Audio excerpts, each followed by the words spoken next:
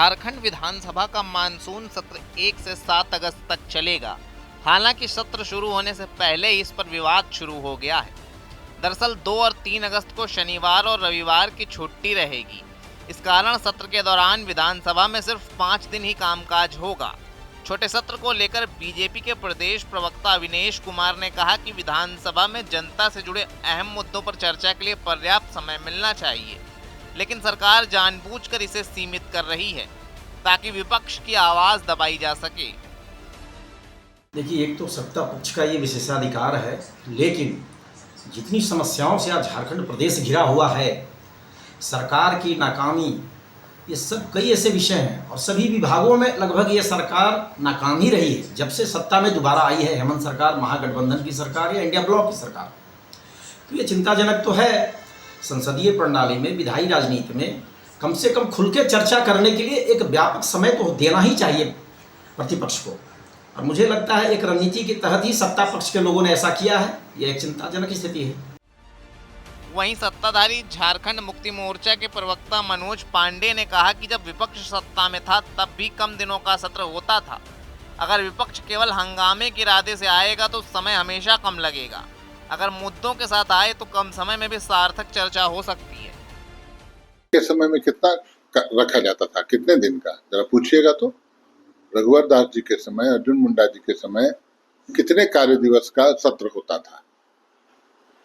हम लोगों के पास सब रिकॉर्ड है। जितना कार्यकाल इस सत्र का है, ऐसा ही सत्र इनके शासनकाल में भी बुलाया जाता था।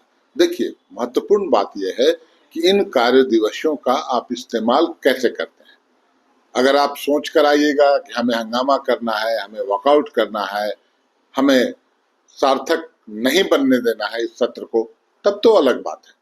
नहीं तो जो कार्य दिवस है उसमें भी सारी अपनी बातों को आप रख सकते हैं और एक हेल्दी डिस्कशन सदन के अंदर हो सकता है। आपकी बातें सुनने को सरकार या विधानसभा में हमारे नेता तैयार है। आपके सभी प्रश्नों का जवाब दिया जाएगा, लेकिन आप मन बना के आइए कि हाँ, हमें सकारात्मक सहयोग करना है, सकारात्मक विपक्ष की भूमिका निभाना है, तो कहीं कोई परेशानी नहीं। वहीं प्रदेश कांग्रेस के महासचिव राकेश सिन्हा ने भी विपक्ष पर निशाना साधा।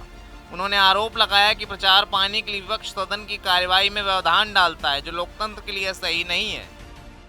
देखिए, सवालों का जवाब देने से हम पीछे नहीं हटते हैं। वक्त कम है, लेकिन उसका सदुपयोग करें।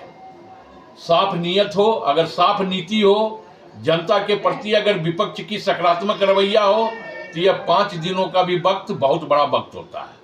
लेकिन अगर विपक्ष सिर्फ अपना चेहरा चमकाने के लिए अगर विधानसभा बाधित करने का काम करती है, तो यह ठीक नहीं है लोकतंत्र में। हमें लगता है कि स्वस्थ लोकतांत्रिक परंपराओं का निर्वहन अगर विपक्ष करती है तो कहीं ना कहीं राज्य भी मजबूत होता है, लोकतंत्र भी मजबूत होता है।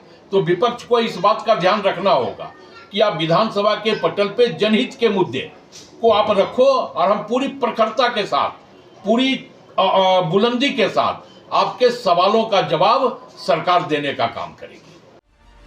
विधानसभा का यह मानसून सत्र ऐसे समय में हो रहा है जब राज्य में भ्रष्टाचार, महिला सुरक्षा, अवैध खनन और लचर स्वास्थ्य व्यवस्था को लेकर सवाल उठाए जा रहे हैं। देखना होगा कि इस दौरान जनता के हितों के मुद्दों पर कितनी सार्थक चर्चा हो पाती है। TV9 के लिए रांची से अशोक कुमार की रिपोर्ट।